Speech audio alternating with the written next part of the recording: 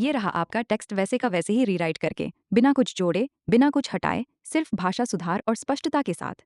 Lecture 141 अभिवृत्ति के कार्य। अभिवृत्ति के कार्य। 1. उपयोगिता परक या अनुकूलन का कार्य। उदाहरण: 10 वर्ष का एक बालक जो कि कम ज्ञानी है, लेकिन प्रशिक्षण के कारण उसकी एक अभिवृत्ति विकसित हुई है। ज्ञातव्य है कि वो बालक अपनी अभिवृत्ति के कारण हानि से बचाव कर लेगा। 75 वर्ष का एक अनुभवी ज्ञानी वृद्ध, जिसमें ज्ञान अधिक है लेकिन अभिवृत्ति नहीं है, वो हानि को नहीं रोक पाएगा। 2. अहिंग रक्षण का कार्य। अभिवृत्ति अस्मिता और आत्मसम्मान की रक्षा करती है। अभिवृत्ति निम्नलिखित तरीकों या साधनों से अहिंग अर्थात आत्मसम्मान की रक्षा करती है। ए. निषेध। इसमें व्यक्ति अपनी पहचान का मूल्यांकन करता है। यदि व्यक्ति मूल्यांकन में स्वयं को सकारात्मक पाता है तो उसके भीतर श्रेष्ठता का बोध होता है और उसके आत्मसम्मान की रक्षा होती है। यदि मूल्यांकन में व्यक्ति को नकारात्मक परिणाम मिलते हैं तो वो हीन भावना से भर जाता है और उसका आत्मसम्मान कम हो जाता है। उदाहरण के लिए, वर्ण व्यवस्था में शूद्र स्वयं को अन्य वर्गों की तुलना में हीन मानते थे। स्त्रियां पति की तुलना में स्वयं को हीन मानती हैं।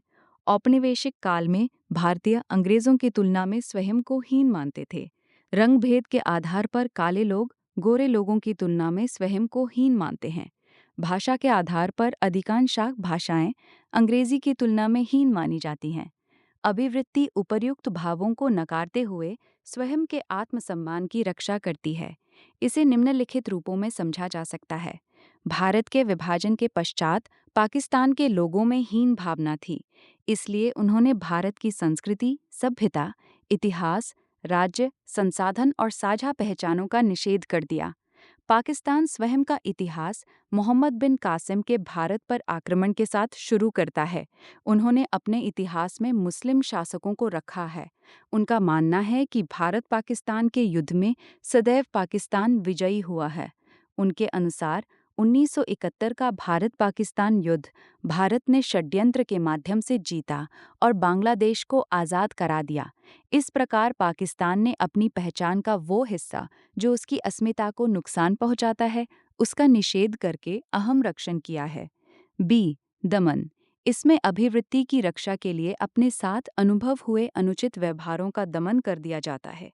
Peoples for ethical treatment of animals PETA की एक रिपोर्ट के अनुसार भारत में 70-80% महिलाओं के साथ यौन शोषण उनके परिचितों द्वारा किया जाता है, लेकिन युवा आयु में वे महिलाएं अपनी चेतना से इन दुर्व्यवहारों का दमन करते हुए अपने अहम की रक्षा करती हैं। इस प्रकार महिलाएं अपनी पहचान या आत्मसम्मान की रक्षा कर सकती हैं। सी. तार्किकीकरण। इसमें किसी हीन भावना से निकलने के लिए चेतना तर्कों का विकास करती है। जैसे, हिंदी माध्यम का विद्यार्थी यूपीएससी की परीक्षा में अपनी असफलताओं की हीनता से बचने के लिए माध्यम या पाठ्यक्रम से संबंधित तर्क खोजता है। लोमड़ी जो ऊंचाई के कारण अंगूर नहीं पकड़ सकती है, तो वो अंगूर के खट्टे होने का तर्क खोजती है। डी. प्रक्षेपण। अपने अहम रक्षण और अस्मिता की रक्षा हेतु काल्पनिक दुनिया गढ़कर उसमें जीना। प्रक्षेपण का एक महत्वपूर्ण पहलू ये है कि व्यक्ति अपने अहम और अस्मिता की रक्षा हेतु अक्सर एक काल्पनिक दुनिया या दृष्टिकोण गढ़ता है, जिसमें वो अपनी नकारात्मक भावनाओं और वास्तविकताओं से बचने की कोशिश करता है। इस प्रक्रिया में व्यक्ति अपनी असफलताओं, कमियों या दोषों को दूसरों पर आरोपित कर देता है, ताकि वह अपनी स्वयं की नकारात्मक भावनाओं से बच सके और अपने आत्मसम्मान को बनाए रख सके। 3. अभिवृत्ति का ज्ञान कार्य। इसमें किसी अभिवृत्ति के पक्ष या विपक्ष में ज्ञान का दायरा बड़ा करना और ज्ञान में संगतता लाना शामिल होता है। इसमें किसी अभिवृत्ति के पक्ष और विपक्ष में सूचनाओं का संग्रहण किया जाता है। इसमें ज्ञान का क्षेत्र निर्धारित किया जाता है। उदाहरण: कोई भी व्यक्ति अतिरिक्त सूचनाओं के आधार पर अपने धर्म को श्रेष्ठ बता सकता है। सूचनाओं के आधार पर भारत की प्राचीन वर्ण व्यवस्था का समर्थन और आलोचना कर सकता है। 4.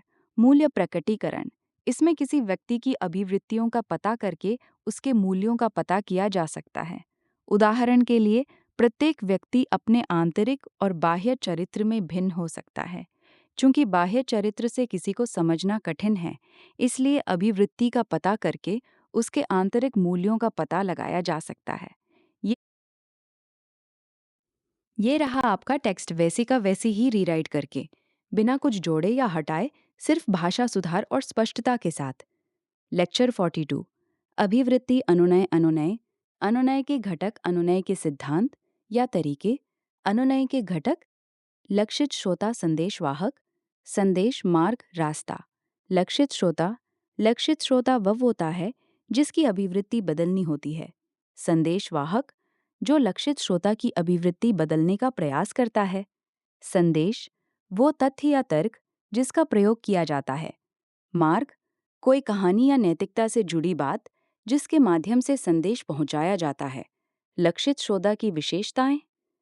लक्षित श्रोता की विशेषताएं उनकी अस्मिता, सामाजिक छवि, लाभ हानि की समझ, व्यक्तित्व के मूल्य, वैज्ञानिक या धार्मिक मनोवृत्ति, सामाजिक परिवेश और व्यक्ति की पहचान पर आधारित होती हैं। अस्मिता व्यक्ति की आत्म छवि और पहचान से जुड़ी होती है, जबकि सामाजिक छवि समाज में उसकी प्रतिष्ठा और स्वीकृति को दर्शाती है। लाभ हानि की धारणा किसी भी संदेश या विचार के संभावित प्रभावों को समझने में मदद करती है।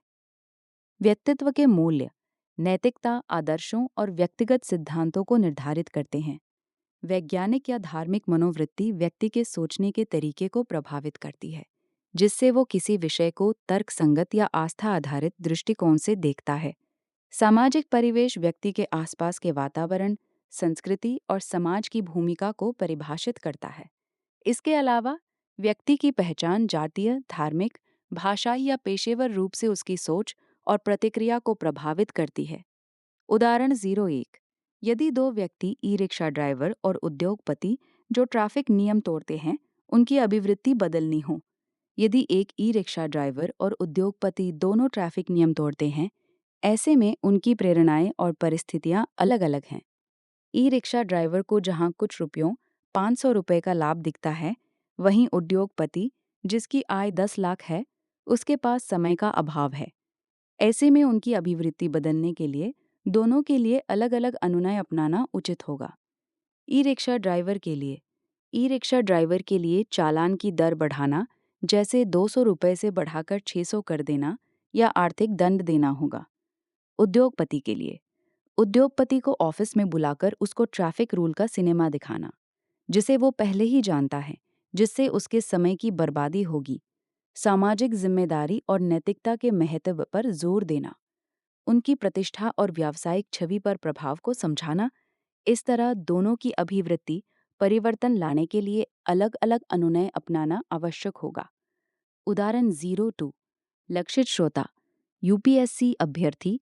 यदि यूपीएससी की तैयारी करने वाला अभ्यर्थी हिंदी भाषी राज्यों के ग्रामीण परिवेश से आता है और वर्तमान में बीए द्वितीय या तृतीय वर्ष का छात्र है, तब कोचिंग संस्थान इस अभ्यर्थी को यूपीएससी परीक्षा की कठिनाइयों से भयभीत करने के बजाय अपने अनुभवी अध्यापकों के माध्यम से परीक्षा की प्रवृत्ति को सहज और समझने योग्य बनाकर प्रस्तुत करेगा। कोचिंग संस्थान ये दिखाने का प्रयास करेगा कि उचित मार्गदर्शन, सही रणनीति और नियमित अभ्यास से इस परीक्षा को सफलतापूर्वक पास किया जा सकता है, जिसके परिणाम स्वरूप अभ्यर्थी आत्मविश्वास के साथ अपनी तैयारी को आगे बढ़ाने के लिए उस संस्थान में एडमिशन ले लेगा। लेकिन यही अभ्यर्थी जब 5 वर्षों तक तैयारी करने के बाद अनुभव और ज्ञान अर्जित कर लेगा, तो इस प्रारंभिक रणनीति को नकार देगा। अब वो भावुक श्रोता नहीं रहेगा, बल्कि एक तार्किक श्रोता बन चुका होगा, जो तथ्यों, तर्कों और वास्तविक अनुभवों के आधार पर चीजों का मूल्यांकन करेगा। अब उसे केवल परीक्षा को आसान बताने वाली बातें प्रभावित नहीं करेंगी, बल्कि वो ठोस रणनीति, विश्लेषणात्मक दृष्टिकोण और गहन विषय वस्तु की मांग करेगा। संदेशवाहक की विशेषताएं। 1। विश्वसनीयता। एक प्रभावी संदेशवाहक की सबसे अहम विशेषता उसकी विश्वसनीयता होती है। यदि वो नैतिक, ईमानदार और सत्यनिष्ठ है, तो लोग उसकी बातों पर भरोसा करेंगे और उसके सुझावों को स्वीकार करेंगे। 2। अधिकारिता। यदि संदेशवाहक अपने क्षेत्र में विशेषज्ञ हों, जैसे डॉक्टर, इंजीनियर, वैज्ञानिक या ज्योतिषाचार्य, तो उसकी बातों का प्रभाव अधिक होता है। 3। लोकप्रियता। यदि संदेशवाहक समाज में पहले से ही प्रसिद्ध और लोगों के बीच सम्मानित हो, जैसे कोई खिलाड़ी, अभिनेता या सामाजिक व्यक्तित्व, तो उसकी बात अधिक लोगों तक पहुंचती है और अधिक प्रभावशाली होती है। 4. वर्ग समानता। जब संदेशवाहक और लक्षित श्रोता एक ही सामाजिक वर्ग से होते हैं तो संदेश अधिक प्रभावी हो जाता है। उदाहरण के लिए, यदि किसी महिला उत्पाद का प्रचार किया जाना है तो एक महिला द्वारा विज्ञापन करने पर वो संदेश अधिक प्रामाणिक लगेगा और श्रोता उससे अधिक जुड़ाव महसूस करेंगे। संदेश की विशेषताएं। 1. Grand narrative. जब संदेश किसी बड़े विचार, दर्शन या विचारधारा से जुड़ा हो तो वो अधिक प्रभावशाली होता है। धर्म, राष्ट्रवाद, मार्क्सवाद जैसी विचारधाराएं लोगों की गहरी भावनाओं को छूती हैं और उनके सोचने के तरीके को प्रभावित कर सकती हैं। 2. साक्ष्य एवं तथ्य आधारित संदेश। जब कोई संदेश ठोस प्रमाणों और तार्किकता पर आधारित होता है तो उसकी विश्वसनीयता बढ़ जाती है। जैसे न्यायालय में एक वकील अपने तर्कों को मजबूत बनाने के लिए साक्ष्यों और गवाहों का सहारा लेकर जज को प्रभावित करने की कोशिश करता है। 3. नैतिक मूल्य पर बल। जब संदेश में नैतिकता और आदर्शों का समावेश होता है तो वो लोगों के हृदय को छूता है। जैसे महापुरुषों के जीवन और उनके कार्यों का उदाहरण देकर समाज का अनुनय किया जा सकता है। मार्ग 1. Ethos ethos. नैतिकता पर बल। जब संदेश नैतिकता और आदर्शों पर आधारित हो तो वो लोगों के मूल्यों को प्रभावित करता है। उदाहरण के लिए, रामायण और महाभारत की कहानियों से ये संदेश दिया जाता है कि सत्य की हमेशा विजय होती है। 2. Logos logos. तर्क पर बल। जब संदेश तर्क और तथ्य पर आधारित होता है तो वो बौद्धिक रूप से अधिक प्रभाव डालता है। जैसे दार्शनिक J.S. मिल ने तर्क के आधार पर स्त्रियों को पुरुषों के बराबर माना और उनके अधिकारों की वकालत की। 3. Pathos pathos. भावनाओं पर बल। जब संदेश में भावनाओं को केंद्र में रखा जाता है तो वो गहरे स्तर पर लोगों को प्रभावित करता है। जैसे किसी गरीब या पीड़ित की मार्मिक कहानी दिखाकर दान और सहायता के लिए प्रेरित करना। अब अगला टेक्स्ट। ये रहा आपका टेक्स्ट वैसे का वैसे ही रीराइट करके। लेक्चर 43, अभिवृत्ति, अनुनय और अभिवृत्ति के प्रकार, अनुनय के तरीके, सिद्धांत, साधन। फुट इन द डोर सिद्धांत। इस सिद्धांत का उपयोग अक्सर सेल्समैन द्वारा किया जाता है, जिसमें लक्षित श्रोता की अभिवृत्ति को धीरे धीरे सकारात्मक बनाया जाता है। इसमें या तो छोटी छोटी मांगों से शुरुआत कर अनुनय किया जाता है या फिर सीधे बड़ी मांग प्रस्तुत की जाती है। कई बार सेल्समैन किसी उत्पाद को मुफ्त या कम दाम पर देने की बात कर ग्राहक को आकर्षित करते हैं। प्रतिक्रिया का सिद्धांत। प्रतिक्रिया सिद्धांत के अनुसार जब किसी व्यक्ति को ये महसूस होता है कि उसकी स्वतंत्रता या निर्णय लेने की क्षमता पर प्रतिबंध लगाया जा रहा है तो वो इसका विरोध करने के लिए प्रेरित होता है। ये सिद्धांत विपणन, स्वास्थ्य संचार और सामाजिक मनोविज्ञान जैसे क्षेत्रों में लागू होता है। उदाहरण, सकारात्मक प्रभाव। किसी ऑनलाइन शॉपिंग वेबसाइट पर सिर्फ 2 घंटे के लिए 50% छूट का संदेश देखकर ग्राहक जल्दबाजी में खरीदारी कर लेता है। नकारात्मक प्रभाव। यदि ग्राहक को बार बार अभी खरीदें नहीं तो स्टॉक खत्म हो जाएगा जैसे संदेश दिखाए जाते हैं तो उसे ये लग सकता है कि उस पर किसी वस्तु खरीदने के लिए दबाव डाला जा रहा है और वो उस उत्पाद को खरीदने से इनकार कर सकता है।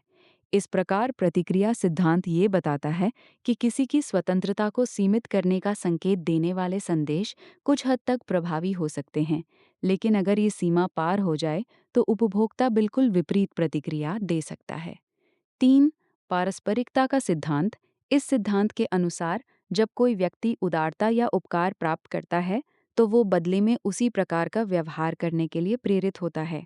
इसे उपयोग तिनके पहले किसी व्यक्ति को कोई छोटा लाभ देकर बाद में उसे किसी अनुरोध को स्वीकार करने के लिए अनुनय किया जाता है। उदाहरण, किसी व्यक्ति को पहले छोटे छोटे उपहार भेजकर बाद में उससे अपने किसी कार्य को करने के लिए कहना। 4. कमी का सिद्धांत। इस सिद्धांत में किसी चीज की कमी का आभास कराकर उसे अधिक आकर्षक बनाया जाता है। जब कोई वस्तु सीमित उपलब्धता में होती है तो लोग उसे पाने के लिए अधिक इच्छुक हो जाते हैं। मार्केटिंग क्षेत्र में इस सिद्धांत का उपयोग सीमित समय के ऑफर या स्टॉक सीमित हैं जैसे संदेशों के माध्यम से किया जाता है। नैतिक समस्याओं में अनुनय। दहेज प्रथा के खिलाफ अनुनय।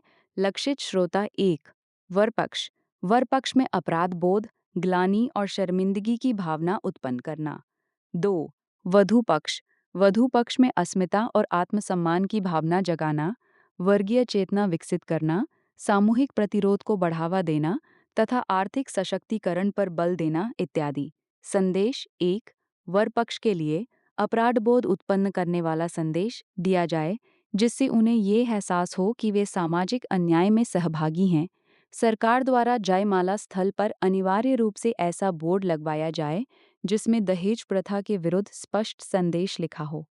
विवाह कराने वाले पुरोहितों से भी ये शपथ दिलवाई जाए कि वे दहेज लेने देने की कुरीति के विरुद्ध हैं। 2. वधू पक्ष के लिए वधू पक्ष में आत्मसम्मान और स्वाभिमान से जुड़ा संदेश दिया जाए, जिससे लड़कियां समझें कि वे किसी ऐसे व्यक्ति से विवाह न करें जो दहेज का लोभी हो। लड़कियों को ये जागरूकता दी जाए कि यदि वे ऐसे दहेज के लोभी व्यक्ति से विवाह करने के लिए तैयार होती हैं, तो वे संपूर्ण नारी समाज के आत्मसम्मान से समझौता कर रही हैं। लड़कियों के आर्थिक सशक्तिकरण को प्रोत्साहित किया जाए, जिससे वे स्वतंत्र और आत्मनिर्भर बन सकें। संदेशवाहक समाज में लोकप्रिय और विश्वसनीय व्यक्ति, विशेषकर वे महिलाएं जो सफल हैं और प्रेरणादायक व्यक्तित्व रखती हैं, इस संदेश को प्रभावी ढंग से प्रसारित कर सकती हैं। अभिवृत्ति अभिवृत्ति किसी व्यक्ति का किसी वस्तु, विचार या विषय के प्रति सकारात्मक या नकारात्मक दृष्टिकोण अथवा मूल्यांकन करने का ढंग है। अभिवृत्ति के प्रकार: राजनीतिक अभिवृत्ति, नैतिक अभिवृत्ति। 1. राजनीतिक अभिवृत्ति। राजनीतिक शब्द दो भागों में विभाजित किया जा सकता है: राज अर्थात शासन या सरकार, और नीति अर्थात सिद्धांत, नियम या विचारधारा। राजनीतिक अभिवृत्ति का अर्थ है शासन की विचारधारा या सरकार को संचालित करने के तरीकों को लेकर व्यक्ति का दृष्टिकोण। ये राज्य, शासन और सरकार से जुड़े विभिन्न मुद्दों और प्रश्नों पर आधारित होती है। उदाहरण के लिए, अमेरिका में रिपब्लिकन पार्टी और डेमोक्रेटिक पार्टी के बीच शासन के सिद्धांतों और विचारधारा को लेकर मतभेद हैं, क्योंकि उनकी राजनीतिक अभिवृत्तियां अलग-अलग हैं। इसी प्रकार संप्रदायवाद, पंथनिरपेक्षता, समाजवाद और बाजारवाद विभिन्न राजनीतिक अभिवृत्तियों के उदाहरण हैं। नैतिक अभिवृत्ति। नैतिक अभिवृत्ति का संबंध नैतिक मूल्यों के मूल्यांकन और उनके प्रति दृष्टिकोण से है। ये मानवीय जीवन, चरित्र, नैतिक निर्णय, संस्थाओं और नैतिक दुविधाओं के समाधान से संबंधित होती है। उदाहरण के लिए, उपयोगितावाद, सुखवाद और गांधीवाद जैसी नैतिक प्रणालियों में से कौन सा मूल्य सबसे अधिक उपयुक्त है? ज्ञातव्य है कि ये नैतिक अभिवृत्ति का विषय है। अब अगला टेक्स्ट भेज दीजिए।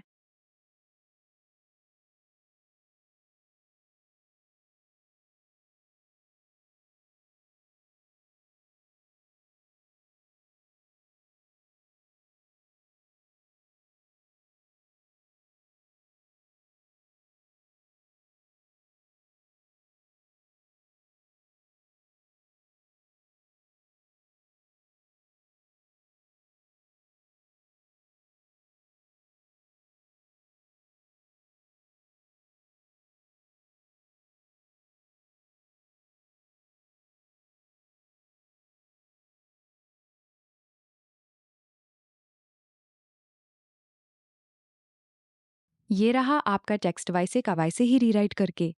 लेक्चर 55, अभिक्षमता तथा सिविल सेवा के बुनियादी मूल्य। अभिक्षमता एप्टीट्यूड। अभिक्षमता जन्मजात अंतर्निहित योग्यता होती है। यदि किसी व्यक्ति को उसकी अभिक्षमता के अनुरूप प्रशिक्षण दिया जाए, तो वह किसी विशिष्ट क्षेत्र में उत्कृष्ट कौशल और उच्च स्तर की योग्यता अर्जित कर सकता है। अभिक्षमता प्लस प्रशिक्षण इक्वल उच्च योग्यता और कौशल।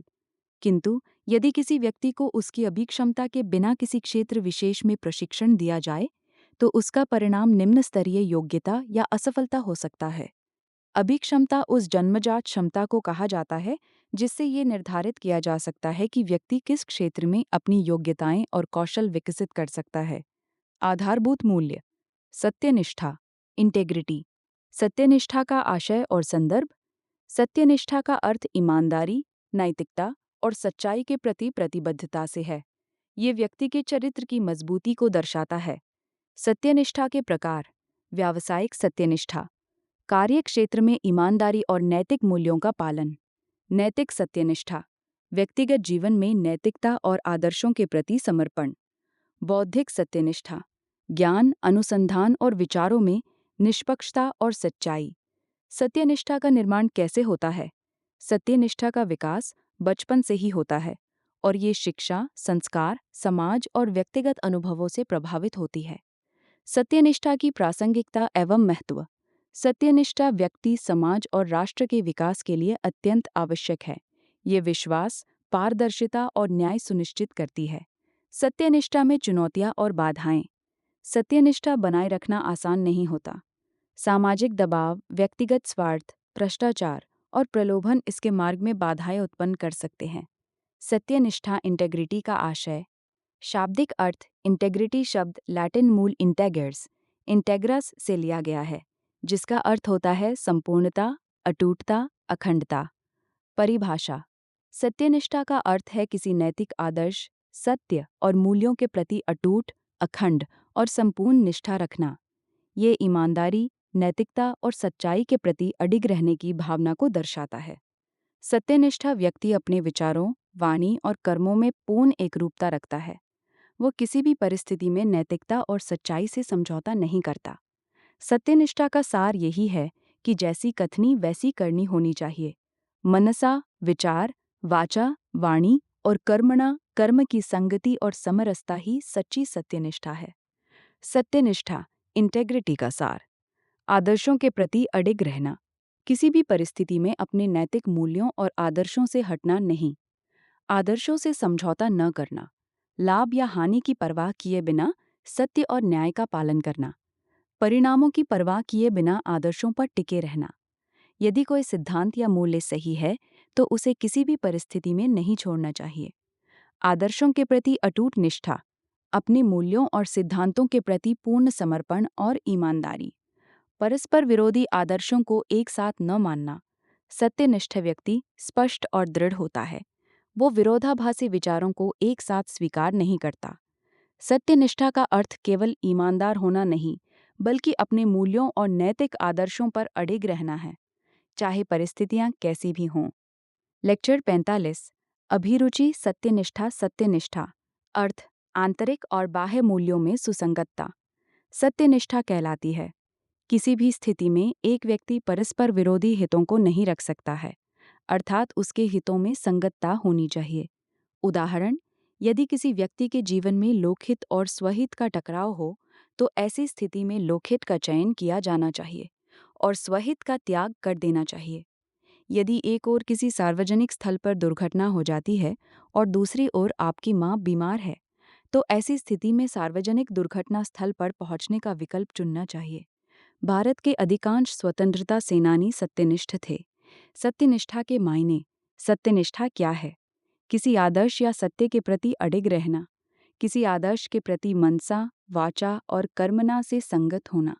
नैतिक आदर्श के संदर्भ में समझौते से इनकार करना। लोकहित के पद पर रहने पर लोकहित से टकराव वाले स्वहित का त्याग कर देना। सत्यनिष्ठा क्या नहीं है? एक साथ दो विरोधी आदर्श के प्रति निष्ठा। विभाजित निष्ठा। अवसरवादिता। दो नावों की सवारी करना। मुंह में राम, बगल में छुरी। लोकहित के स्थान पर स्वहित पर बल। भाई भतीजावाद। कथनी और करनी में अंतर होना।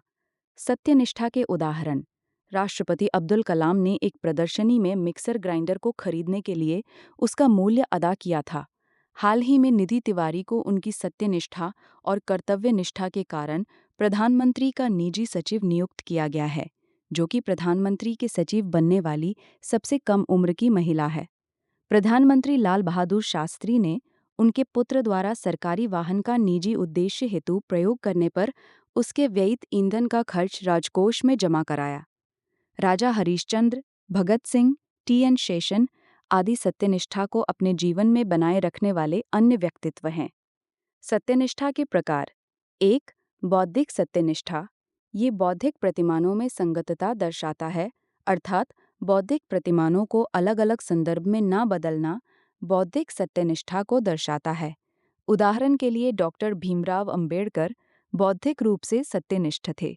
2. व्यावसायिक सत्यनिष्ठा। इसका अर्थ किसी संस्था की आचार संहिता का कठोरता से पालन करना है, अर्थात संस्था के हित और कर्तव्य का बिना किसी समझौन के अडिग रहकर पालन करना, जैसे मंत्रियों द्वारा अपनी शपथ का पालन करना और सिविल सेवकों द्वारा सिविल सेवा आचरण संहिता का पालन करना। किसी संस्था और स्वहित का टकराव होने पर संस्था के हितों को वरीयता देना चाहिए। 3. नैतिक सत्यनिष्ठा। इसमें किसी नैतिक विचार के प्रति अडिग हो जाना शामिल होता है। उदाहरण के लिए, कोई व्यक्ति कुछ नैतिक मूल्यों का कठोरता से पालन करने लगता है। सत्यनिष्ठा का निर्माण। 1. अच्छे जीवन की संकल्पना। अच्छे जीवन की ऐसी संकल्पना जो स्वहित एवं लोकहित को आपस में जोड़ दे। इसमें दुनिया की भलाई, संस्था की भलाई और स्वयं की भलाई आपस में जुड़ जाती है।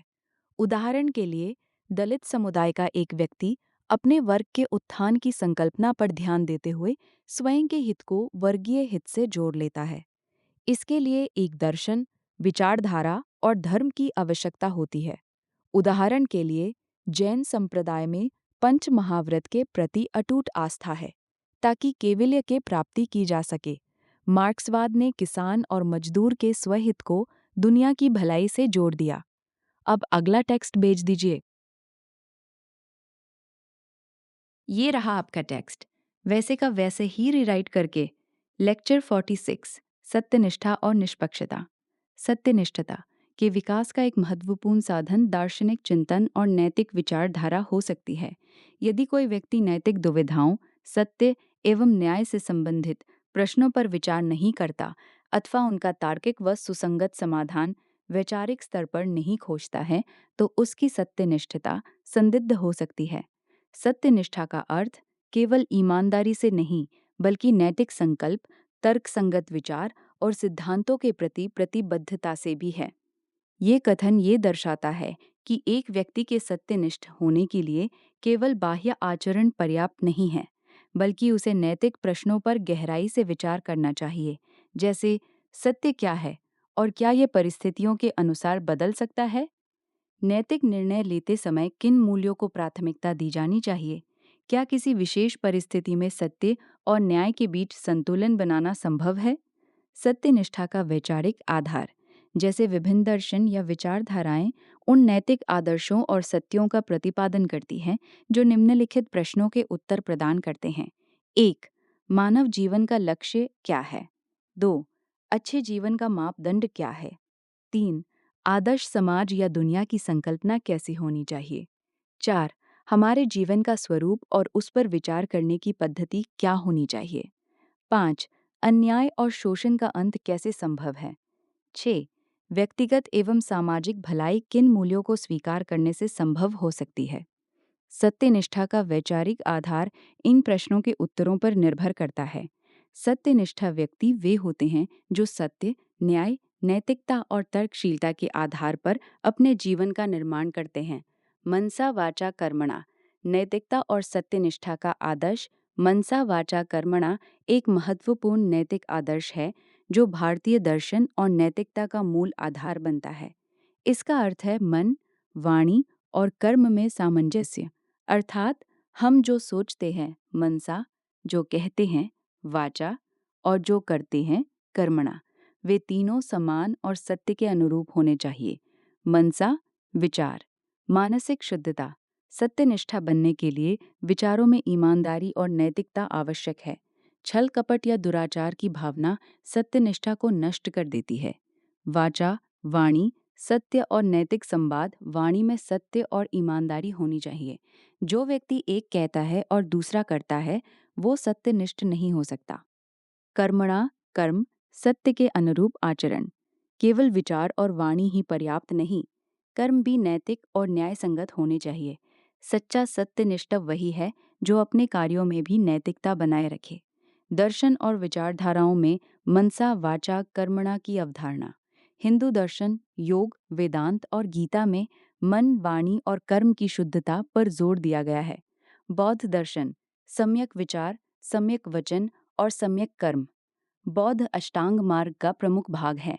जैन दर्शन अहिंसा, सत्य, अपरिग्रह पर आधारित जैन धर्म मन, वचन और कर्म में पूर्ण संयम की शिक्षा देता है। इस्लामी नैतिकता इस्लाम में भी सत्यवादी होना, ईमानदारी से बोलना और कर्मों में धार्मिकता का पालन करना अत्यंत महत्वपूर्ण माना गया है। मार्क्सवाद ये सामाजिक समानता और आर्थिक न्याय पर बल देता है, लेकिन व्यक्तिगत नैतिकता की बजाय वर्ग संघर्ष को प्राथमिकता देता है। सत्यनिष्ठा के निर्माण का दूसरा तरीका। सत्यनिष्ठा का निर्माण केवल मनसा वाचा कर्मणा के आधार पर ही नहीं, बल्कि अन्य मानसिक और व्यवहारिक तरीकों से भी किया जा सकता है। इसे दो मुख्य दृष्टिकोणों से समझा जा सकता है। बौद्धिक दृष्टिकोण। मनुष्य एक बौद्धिक प्राणी है, इसलिए सत्यनिष्ठा को तार्किकता और आत्मविश्लेषण से विकसित किया जा सकता है। नैतिकता और सिद्धांतों पर आधारित निर्णय लेना सत्यनिष्ठता का एक बौद्धिक तरीका है। उदाहरण, एक सिविल सेवक यदि निष्पक्षता और कर्तव्यनिष्ठा के आधार पर कार्य करता है, तो वो सत्यनिष्ठ कहलाएगा। संवेगात्मक दृष्टिकोण। केवल बुद्धि ही नहीं, बल्कि संवेदनशीलता और करुणा भी सत्यनिष्ठा को मजबूत करती हैं। एक नैतिक व्यक्ति अपने संवेगों, भावनाओं को नियंत्रित करके और दूसरों के हित में कार्य करके सत्यनिष्ठा बन सकता है। उदाहरण, महात्मा गांधी का सत्य और अहिंसा का पालन केवल बौद्धिक नहीं था, बल्कि उसमें गहरी संवेदनशीलता भी थी। निस्वार्थता और परोपकार। निस्वार्थ भाव से कार्य करना सत्यनिष्ठता को मजबूत करता है। स्वार्थपरता से ऊपर उठकर समाज और राष्ट्र के प्रति उत्तरदायित्व निभाने वाला व्यक्ति ही सच्चा सत्यनिष्ठ होता है। उदाहरण, डॉक्टर या शिक्षक जो केवल लाभ के लिए नहीं, बल्कि कर्तव्य के रूप में सेवा करते हैं, वे सत्यनिष्ठता के उदाहरण हैं। भावनात्मक बुद्धिमत्ता और सत्यनिष्ठा। भावनात्मक बुद्धिमत्ता व्यक्ति को स्वहित और लोकहित में संतुलन स्थापित करने में सहायता करती है, जिससे टकराव समाप्त होता है और सत्यनिष्ठा बनी रहती है। ये संवेदनशीलता, निष्पक्षता और आत्मनियंत्रण विकसित करती है। जब स्वहित और परहित विरोधी नहीं होते, तो व्यक्ति बिना द्वंद्व के नैतिक निर्णय ले सकता है। उदाहरण, लोक सेवक का भ्रष्टाचार से बचते हुए लोक कल्याण और प्रभावशीलता दोनों को बनाए रखना। सत्यनिष्ठा के निर्माण का तीसरा तरीका। सत्यनिष्ठा केवल व्यक्तिगत प्रयास से नहीं, बल्कि संस्थागत प्रक्रियाओं के माध्यम से भी सुनिश्चित की जा सकती है। निरंतर मूल्यांकन, न्याय और निष्पक्षता इसके मुख्य स्तंभ हैं। निरंतर मूल्यांकन। कार्यस्थल पर सत्यनिष्ठा को बनाए रखने के लिए कर्मियों का नियमित मूल्यांकन किया जाना चाहिए। न्याय और निष्पक्षता। निर्णय पारदर्शी और निष्पक्ष होने चाहिए, ताकि किसी भी प्रकार का पक्षपात न हो। योग्यता और सत्यनिष्ठा के आधार पर हकदारी। योग्यता और नैतिक आचरण को पदोन्नति और अवसरों का आधार बनाया जाए। उदाहरण, यूरोप में कई संस्थानों में कर्मचारियों का मूल्यांकन उनके नैतिक मूल्यों और निष्पक्षता के आधार पर किया जाता है, जिससे केवल योग्य और सत्यनिष्ठ लोग उच्च पदों तक पहुंचते हैं। सत्यनिष्ठा के संदर्भ में चुनौतियां। सत्यनिष्ठा एक ऐसा गुत्र है जो किसी व्यक्ति, संस्था या समाज की नैतिक मजबूती और पारदर्शिता को दर्शाता है। ये केवल व्यक्तिगत संकल्प से नहीं बनती, बल्कि सामाजिक, सांस्कृतिक, राजनीतिक और संस्थागत कारकों से प्रभावित होती है। वर्तमान समय में सत्यनिष्ठा कमजोर हो रही है, और इसके पीछे कई कारण हैं। सद्भावना की अवधारणा का संकीर्ण होना। नैतिकता और सत्यनिष्ठा के महत्व को सीमित कर दिया गया है, जिससे लोग केवल अपने व्यक्तिगत लाभ पर ध्यान केंद्रित करने लगे हैं। संकीर्ण स्वार्थवाद के कारण लोग दीर्घकालिक नैतिक मूल्यों की अवहेलना कर रहे हैं। स्थूल सुखवाद के प्रभाव से लोग केवल तात्कालिक सुखों को प्राथमिकता देने लगे हैं, जिससे नैतिक मूल्यों और ईमानदारी की भावना कमजोर हो रही है। चेतना का तिरस्करण न होना। किसी भी समाज में नैतिकता का विकास उसके सांस्कृतिक और सामाजिक ढांचे पर निर्भर करता है। यदि समाज में रूढ़ियां, अंधविश्वास और जातिवाद जैसी समस्याएं बनी रहेंगी, तो सत्यनिष्ठा का विकास नहीं हो सकता। पुरानी सदियों की पकड़ के कारण लोग तर्कसंगत सोच अपनाने में असमर्थ होते हैं, जिससे नैतिक विकास अवरुद्ध होता है। भावनात्मक बुद्धिमत्ता का अभाव। सत्यनिष्ठा केवल बाहरी नियमों से नहीं बनती, बल्कि ये आंतरिक भावनात्मक बुद्धिमत्ता पर भी निर्भर करती है।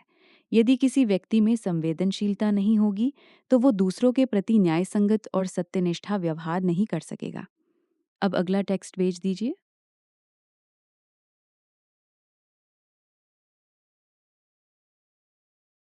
ये रहा आपका टेक्स्ट वैसे का वैसे ही रीराइट करके।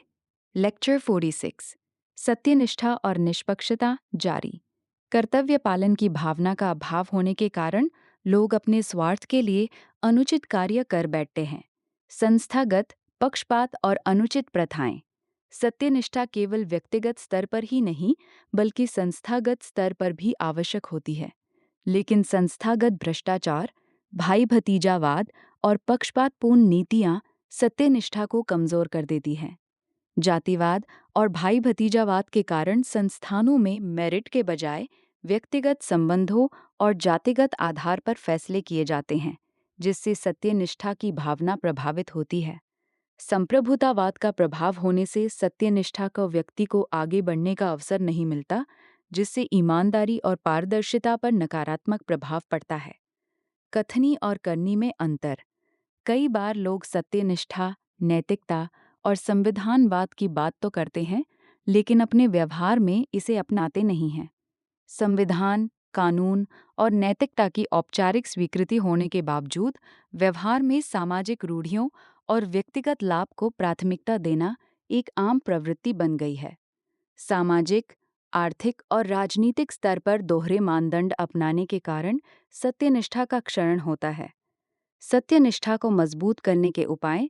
सत्यनिष्ठा को केवल व्यक्तिगत गुण के रूप में नहीं देखा जा सकता, बल्कि ये समाज और संस्थाओं की नैतिक संरचना से भी जुड़ी होती है। इसे मजबूत करने के लिए निम्नलिखित उपाय आवश्यक हैं। भावनात्मक बुद्धिमत्ता का प्रशिक्षण। सत्यनिष्ठा को बनाए रखने के लिए व्यक्ति में आत्मसंयम, करुणा और सहानुभूति का होना आवश्यक है। संवेदनशीलता और सहानुभूति का विकास। जब व्यक्ति दूसरों के दृष्टिकोण और पीड़ा को समझने में सक्षम होता है, मेरा श्रमिक सही निर्णय लेता है। संगराका पर नियंत्रण। कई बार व्यक्ति व्यक्तिगत स्वार्थ, क्रोध या अन्य भावनात्मक प्रभावों में सत्यनिष्ठा से समझौता कर लेता है। भावनात्मक बुद्धिमत्ता उसे इन नकारात्मक प्रभावों से बचाती है। कर्तव्यपरायणता को बढ़ावा।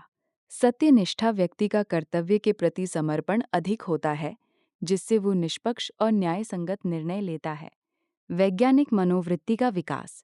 सत्यनिष्ठा तभी सुदृढ़ होती है जब व्यक्ति और समाज तर्क और तथ्य आधारित दृष्टिकोण अपनाते हैं। अंधविश्वास और पूर्वाग्रहों से मुक्त होना। कई बार सामाजिक और धार्मिक रूढ़ियां व्यक्ति को सत्यनिष्ठता से भटकाती हैं। वैज्ञानिक सोच इन बाधाओं को कम करती है। तथ्य आधारित निर्णय लेने की प्रवृत्ति। सत्यनिष्ठा को बनाए रखने के लिए निर्णय लेने में निष्पक्षता और तर्कशीलता आवश्यक है। नवाचार और सुधार की मानसिकता। जब व्यक्ति वैज्ञानिक दृष्टिकोण अपनाता है तो वो अपनी गलतियों को स्वीकार कर सुधारने के लिए तत्पर रहता है, जो कि सत्यनिष्ठता का एक महत्वपूर्ण पहलू है। संवैधानिक नैतिकता का प्रसार।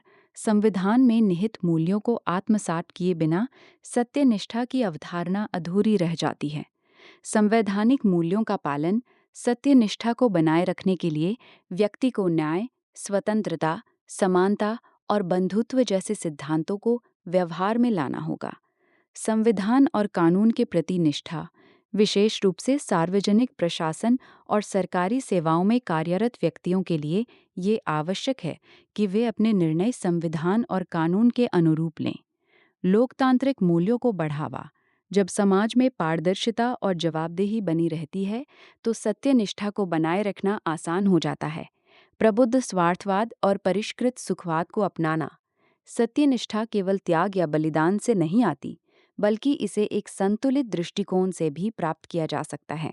स्वार्थ और परार्थ में संतुलन। जब व्यक्ति केवल अपने लाभ के बजाय समाज के दीर्घकालिक हितों को ध्यान में रखकर कार्य करता है तो उसकी सत्यनिष्ठा बनी रहती है। सतत विकास और नैतिक सुख। सत्यनिष्ठा केवल भौतिक उपलब्धियों पर आधारित नहीं होनी चाहिए, बल्कि आत्मसंतोष, समाज के प्रति उत्तरदायित्व और नैतिक संतोष पर आधारित होनी चाहिए। सामाजिक रूढ़ियों और कुरीतियों का उन्मूलन। सत्यनिष्ठा को कमजोर करने में सामाजिक बाधाएं भी बड़ी भूमिका निभाती हैं। पितृसत्ता और जातिवाद का अंत। जब समाज में लिंग, जाति, धर्म आदि के आधार पर भेदभाव होता है तो सत्यनिष्ठा के साथ समझौता करना पड़ता है। सामाजिक निष्पक्षता को बढ़ावा। समाज में समान अवसर और न्याय की स्थापना से सत्यनिष्ठा को प्रोत्साहन मिलता है।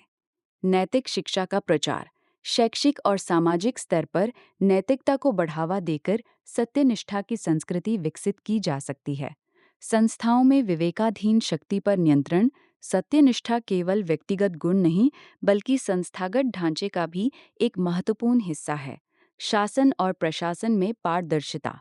जब निर्णय पारदर्शी होते हैं और लोगों की जवाबदेही तय होती है, तो सत्यनिष्ठा बनी रहती है। नैतिक नेतृत्व को बढ़ावा। प्रशासन में कार्यरत अधिकारियों और नेताओं को सत्यनिष्ठा का उदाहरण प्रस्तुत करना चाहिए ताकि अन्य लोग उनसे प्रेरणा लें। संस्थागत जवाबदेही। न्यायपालिका, विधायिका और कार्यपालिका में संतुलन बनाए रखने से सत्यनिष्ठा सुनिश्चित होती है।